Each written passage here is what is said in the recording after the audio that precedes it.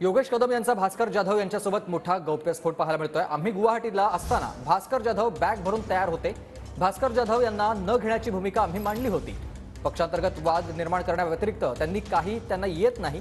मला वाटत नाही की आता त्यांना कोणता पक्ष देखील घेईल, असं देखील टीका करताना त्यांनी म्हटलेलं आहे। भास्कर जाधव यांच्यावरती ही केलेली आपण टीका बघतोय। योगेश कदमांची ही टीका आहे। भास्कर जाधव ज्यावेळेला आम्ही गुवाहाटीला होतो त्याच वेळेला भास्कर जाधव बॅग भरून तयार होते। ही गोष्ट सन्माननीय एकनाथ शिंदे साहेब, सन्माननीय उदयजी सामंत साहेब आणि मला माहिती आहे।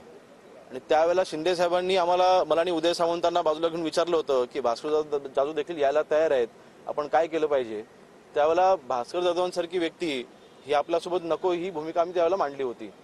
कारण न्यूसन्स फक्त उभं करायचं आणि स्वतःचं कसं खरं आहे हे रेटून नेण्याचा प्रयत्न करायचे आणि पक्षामध्ये अंतर्गत वाद निर्माण करायचे, ह्या व्यतिरिक्त त्या व्यक्तींना काही करता येत नाही आणि म्हणून त्याच वेळेला त्यांना नकार दिला होता।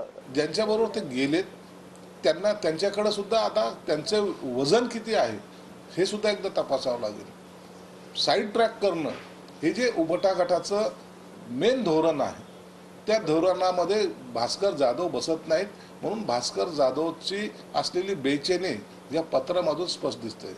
गेल्या अनेक वर्षापासून राजकारणात असलेला माणूस, अनेक निवडणुका जिंकणारा माणूस जर व्यथित होऊन जर आपलं मत मांडण्यासाठी पत्र लिहित असेल तर निश्चित त्याला ज्या पक्षात आहे तिथंही स्वतः थोडा त्रास होत असेल असं म्हणायला काही हरकत नाही।